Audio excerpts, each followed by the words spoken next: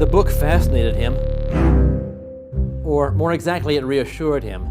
In a sense, it told him nothing that was new, but that was part of the attraction. It said what he would have said if it had been possible for him to set his scattered thoughts in order. The best books, he perceived, are those that tell you what you know already. President Donald Trump has told reporters that he's not a big reader, but ironically, his election has been a boon for sales of dystopian literature.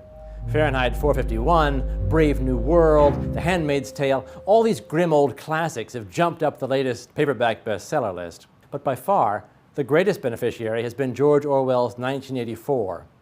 The book's American publisher announced plans for a special printing of 75,000 copies, and since President Trump's inauguration, sales for 1984 have increased by more than 9,000%. What's going on? Why does this novel, published more than 70 years ago, suddenly seem double plus relevant to so many readers? Let's read a few more specific quotations from the novel. In the end, the party would announce that 2 and 2 made 5, and you would have to believe it.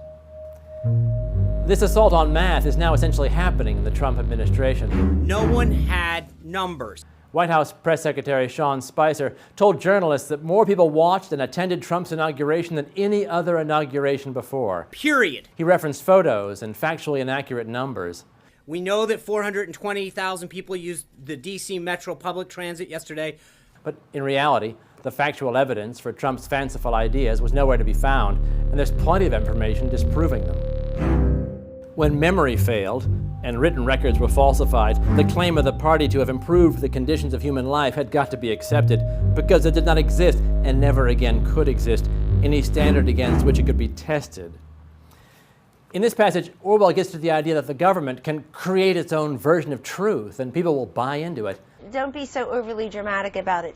Kellyanne Conway's explanation of Spicer's blatant misrepresentation of inauguration attendance was that he was offering alternative facts. This sounds a lot like the 1984 phrase doublethink, the process of rewriting the past to the party's liking. Don't you see that the whole aim of newspeak is to narrow the range of thought? In the end, we shall make thought crime literally impossible because there will be no words in which to express it.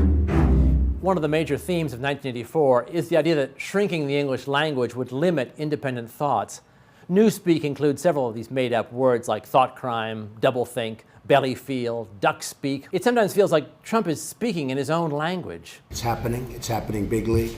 Beyond that, Trump's fluency in newspeak doesn't just come from fake words, but fake claims. Because what's going on with voter fraud is horrible. He says that millions of illegal voters kept him from winning the popular vote, and the science behind climate change is a Chinese hoax. Fortunately, we're not living under the dystopian terror that Orwell describes in 1984. Our new leader is not the manufactured icon of a supreme state.